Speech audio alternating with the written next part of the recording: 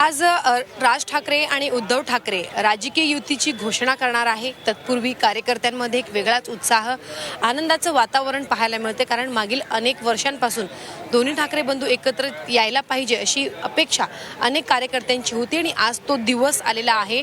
आपल्यासोबत या संदर्भात बोलण्यासाठी महेश सावंत आहेत, ठाकरे गटाचे आमदार। आपण त्यांच्याशी बातचीत करूया। बाळासाहेबांना अभिवादन करून दोन्ही बंधू युतीची घोषणा करतील। बाळासाहेबांचं स्वप्नपूर्तीचा दिवस आहे। पुन्हा एकदा महाराष्ट्रात शिवशाही यावी हे बाळासाहेबांचं स्वप्न होतं, ते आता कुठेतरी पूर्ण होण्याच्या दिशेने आज गौडदौड सुरू करत आहे। त्यांच्यामध्ये एकजुटता, त्यांची जवळीक पाहायला मिळते। पिल्लो आता शाखा प्रमुख आहे दादरचा, बघा हाक मारल्यावर आला असंच आहे। त्यामुळे आमची मनं अगोदर सुद्धा जुळलेली होती आणि आता सुद्धा जुळलेली आहे।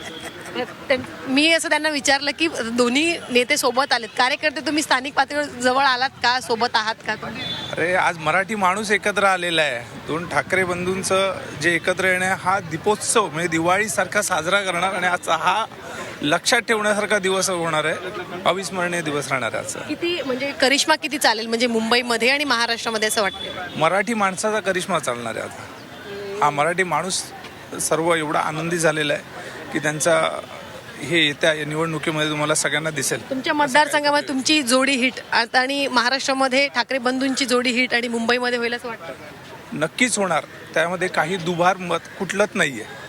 हे दुबार मतं जे येणार ना त्यांना आता आम्ही दुबार करूनच ठेवणार। नक्कीच कार्यकर्त्यांची मनं जुळली हे दाखवण्यासाठी